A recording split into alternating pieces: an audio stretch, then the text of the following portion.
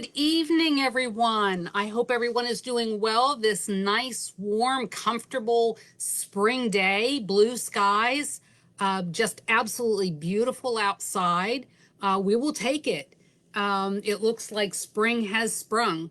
As you can tell, I am in my office because there are other programs going on. There's Tigger. You can see Tigger.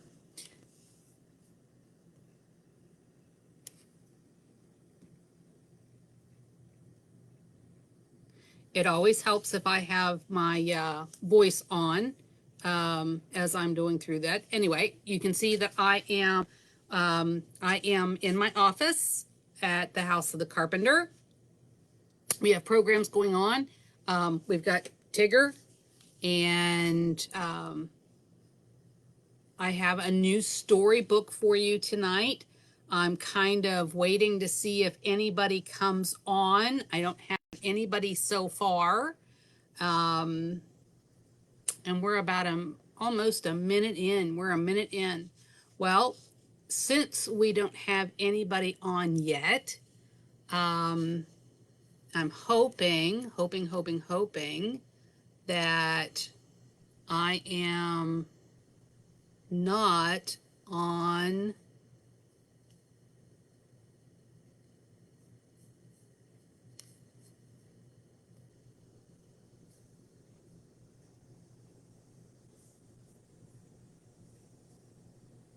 Okay. I don't have anybody on yet. It is 6:31. I'm going to go ahead and I'm hoping that I am live. There's always the chance that something happened. I did switch it to public, but that doesn't necessarily mean it stayed there. So the story for tonight is Max Lucado, The Oak Inside the Acorn.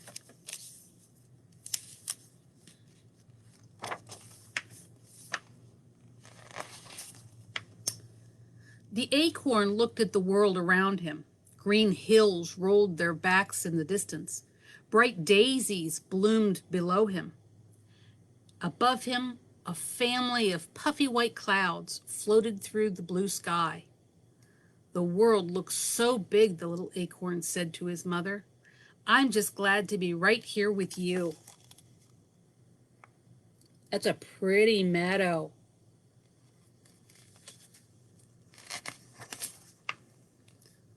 His mother was a tall, beautiful oak tree. I'm glad too, my little acorn. It's good for you to be here with me now. But when your time comes to go into the world, you'll be fine. I'll be afraid. Mother Oak hugged her little acorn in her strong branches. Within you is a great oak, little acorn. Just be the tree God made you to be. The thought of letting go and leaving the safety of his mother's branches was scary to the little acorn, so he tried not to think about it. But deep down inside, he knew the time was coming. One by one, his brothers and sisters had been letting go and saying goodbye. They had been afraid too, but their mother had assured them with the same words, within you is a great oak. Just be the tree God made you to be. Each time he heard this, little acorn would look at himself and say, an oak in me. He was so small, it was hard for him to believe he would ever grow into be a tree. And there's a car coming down the road. See the little acorn right there?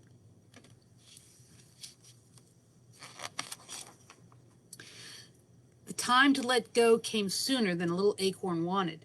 It started with a bump. He was resting one summer afternoon, thankful for the coolness in the shadow of the leaves. Then, thud, the tree shook. His mother's branches trembled, and little acorn began to swing back and forth.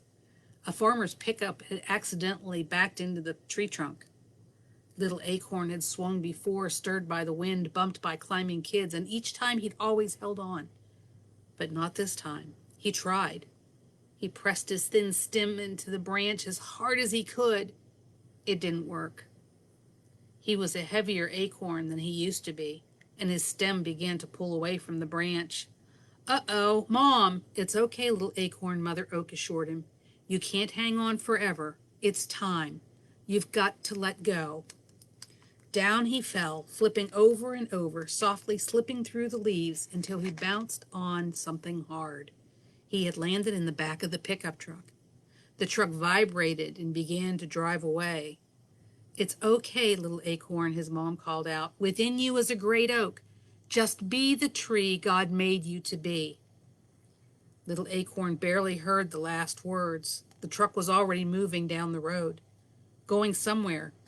He just didn't know where.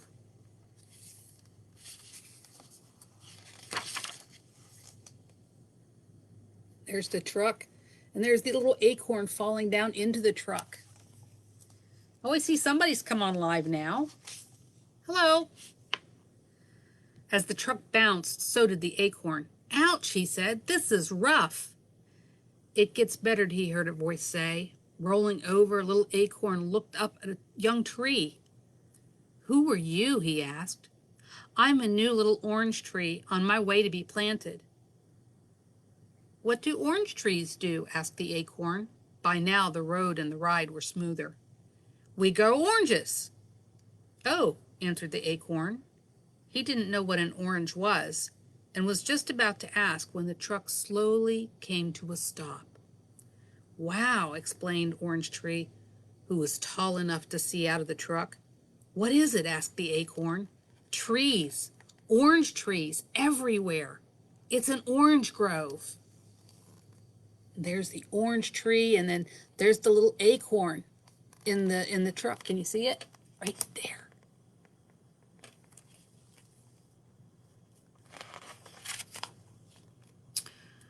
"Okay, little orange tree, it's time for you to be planted," the farmer said as he lowered the truck tailgate and climbed into the back of the truck. The acorn rolled away just in time to avoid the farmer's big boot. The farmer took the tree and was gone for a long time. Little Acorn stared up at the sky as it began to darken. He missed his mother oak and her strong branches. This would be the first night away from her. The tailgate banged and the farmer jumped in. "A quick sweep," he said, "and I'm headed home." Little Acorn had never seen a broom. He barely saw this one before it sent him high into the air. He landed in soft dirt. "Hi, Dawn." "Hi, Stella." "Hi, Jade."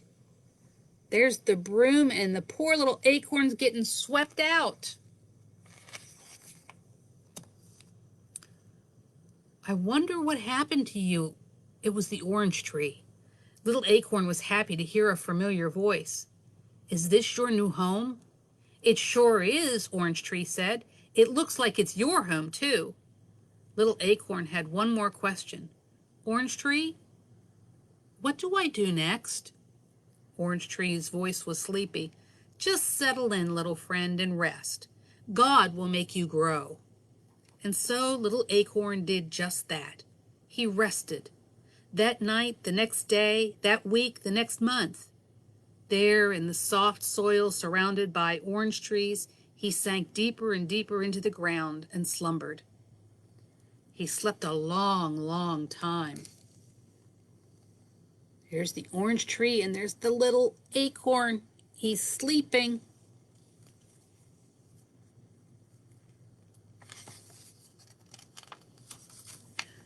When little Acorn awoke, he didn't know where he was.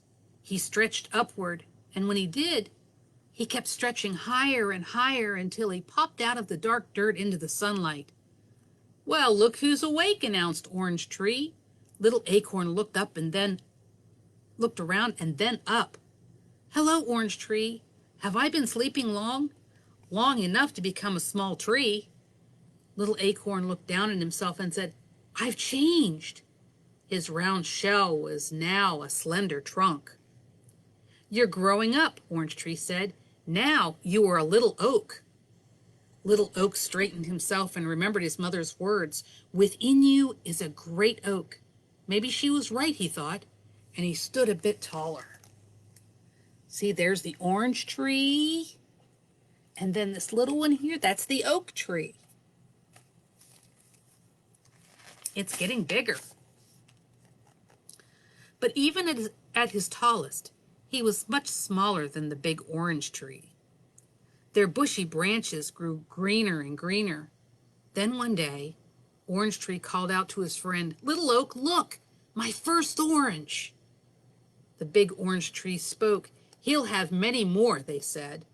"So will I," announced Little Oak. The trees in the grove laughed. They didn't mean to hurt Little Oak's feelings, but they did. "You'll never have oranges," they said, chuckling. Little Oak straightened his branches and pushed as hard as he could, but no oranges popped out. Not that day, nor the next, nor the next. See the little orange? And there's the poor little oak.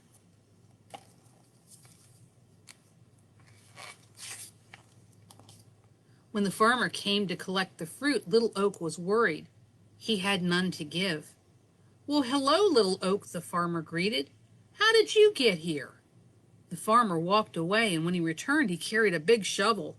"I know just the place for you." He lifted the little oak tree out of the ground. "Bye, my friend," said the orange tree. He's dug up the oak tree. The farmer didn't take Little Oak too far away. He carried him out of the grove to a big white house. The farmer chose a spot in the backyard overlooking the orange grove. "Let's see how you do here," he said. Then he dug a deep hole and set Little Oak inside. He placed the dirt around Little Oak and pressed it tightly down around the tree's roots. Little Oak liked his new home. For the first time, he stood taller than almost everything around him. There's the white house, and there's the little oak being planted.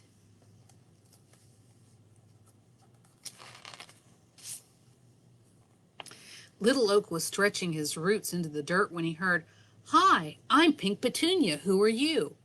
Little Oak looked at the bright flower near the house. He started to answer, but Pink Petunia didn't give him time. "Rosie is next to the house." "Hi there," chirped Rosie. "Daisy is here too. That's me, with the white and yellow flower." "Hello, little tree." Pink Petunia continued, "We are soft and smell sweet. What are you?" Little Oak didn't know how to answer. He knew he had no oranges. "Do you grow flowers?" Pink Petunia asked. Little Oak never remembered seeing flowers like roses or petunias on his mother. But still, maybe oaks did grow flowers. "Maybe I could. Maybe that is what I'm made to do," he answered. So he tried. As hard as he could, Little Oak tried to grow flowers like his friends could grow. As the sun grew hotter, they unfolded into a rainbow of pinks, reds, and yellows. Little Oak, however, just grew taller. As the days grew longer, his roots grew deeper. Every day he tried to grow colorful flowers, but he never could. Pink Petunia could, so could Rosie, and so could Daisy, but not Little Oak. See the pretty flowers? There's all kinds of things there. There's roses and daisies and little petunias.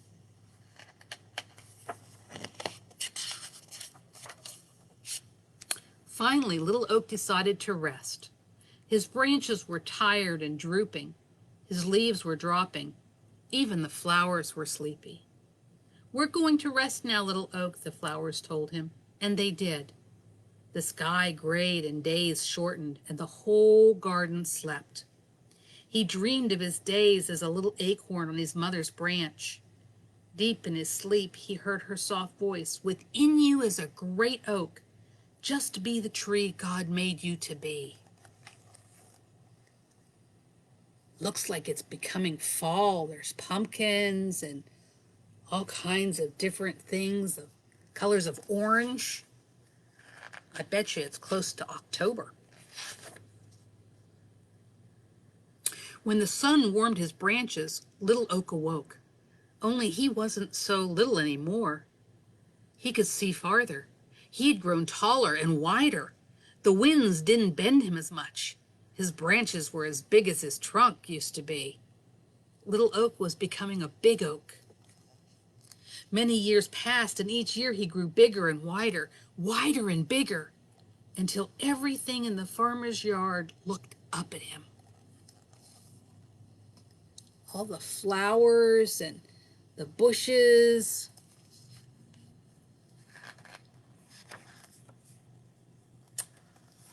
And look, there's the house and a bicycle. So that must be summer. And then fall. And then there's a dog. And the tree kept getting bigger and bigger and bigger. See the difference in the dog? He's a little puppy in that first one. See? He's just a little puppy. And then by the time he gets over to here, look how big he is.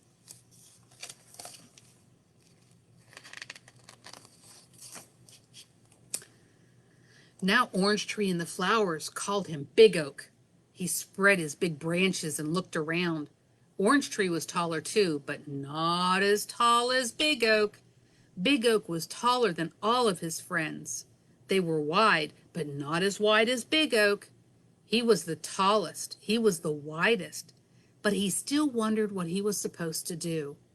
He couldn't grow oranges or flowers. He just grew bigger, and he didn't know why. So there he is. There's all the oranges in the truck. And see the little squirrel down below the tree?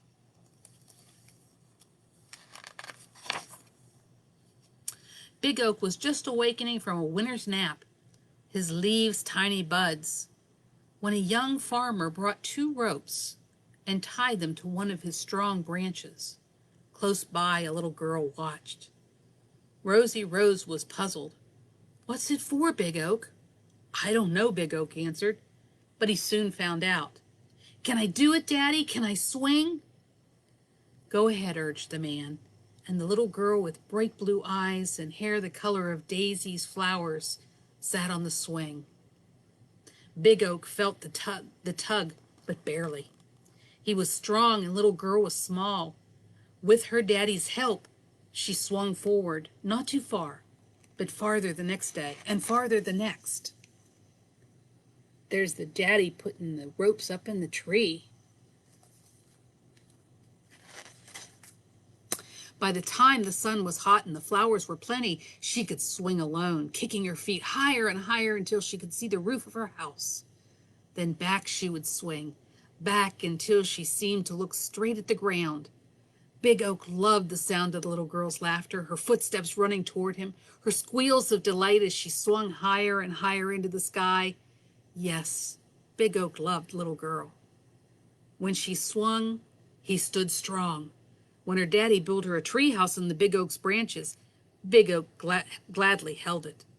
When little girl stretched out on the grass to watch the clouds float, Big Oak shaded her. She played in his branches, climbing his trunk, rested in his shadow, and together they grew. Each year both taller, each year both stronger. When gray skies brought cold days, the big oak slept and the swing hung silent, and the playhouse stayed empty. When blue skies brought warm days, they laughed and played. The little girl talked and he listened. At last, Big Oak knew he had become the tree God made him to be. The little girl swinging, and there's the tree house being built, and there's the little girl underneath the tree. One day, little girl came to Big Oak with a little boy. Neither was too little. They sat on the branches and talked. Big Oak held them both, and when they carved their names in his trunk, he didn't mind. Little boy pushed the swing, little girl laughed, and Big Oak protected them from the sudden rain. In time, little girl didn't swing so much. When she climbed into the treehouse, she sat more and played less. Little girl was becoming a big girl. There's the boy and the girl.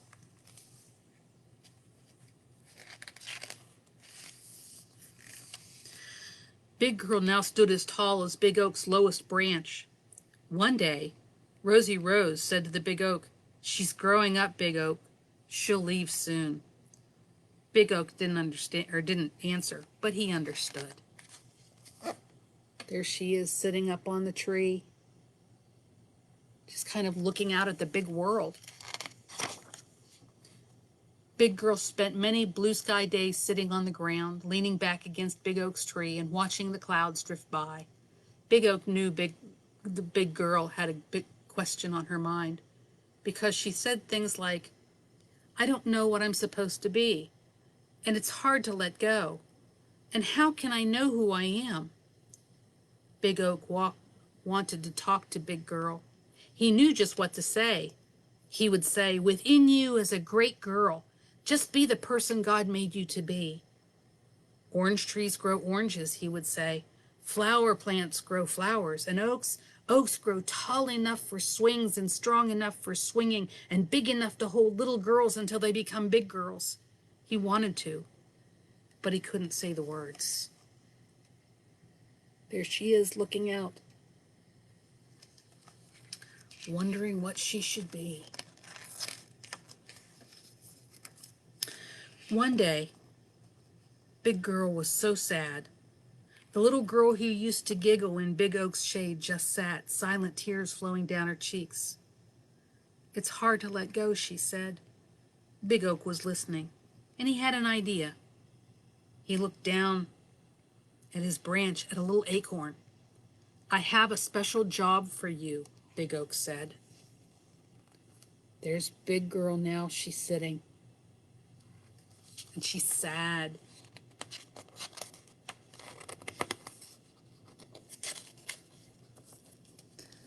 The next time the wind blew his branches, Big Oak let his branch shake more than others. The little acorn popped loose and landed in Big Girl's lap. Big Girl picked it up and started to toss it away, but stopped. She held the little acorn in her hand and she stared at it. She turned and looked up at the big oak. Were you ever this small? Answering her own question, she continued, of course you were. You grew into a great oak from a little acorn. All you did was become what God made you to be. She looked again at the acorn, then back at the tree. Her eyes brightened. Do you suppose that's what God wants me to do? Big Oak wanted to shout, yes! But he didn't have to. Big Girl stood and announced, of course he does. Now it's time for me to let go and become the person God made me to be. There she is holding the little acorn, and the big acorn, the big oak tree looking down.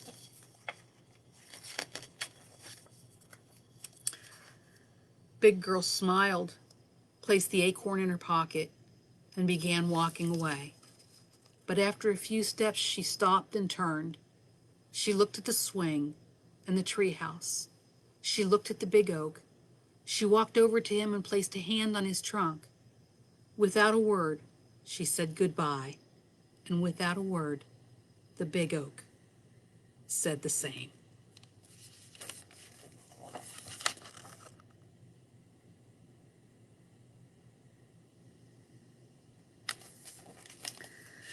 God just wants us to be who God wants us to be.